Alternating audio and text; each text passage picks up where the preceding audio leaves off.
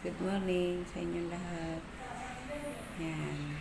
Nagbabalik po ako ngayon ulit sa pag-vlog. Yan. Sana po paki-like and share, comment po sa aking mga vlog.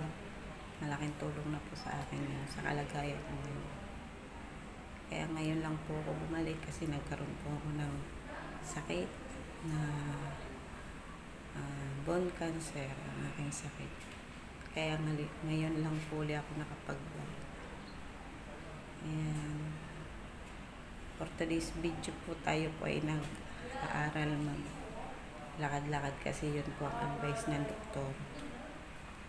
Para makapag-umpisa ulit ako sa paglakad-lakad dahil matagal po ako hindi nakapaglakad. Lagi po akong nakahiga kasi masakit po yung aking spine. So yun guys, samahan nyo ako ngayon.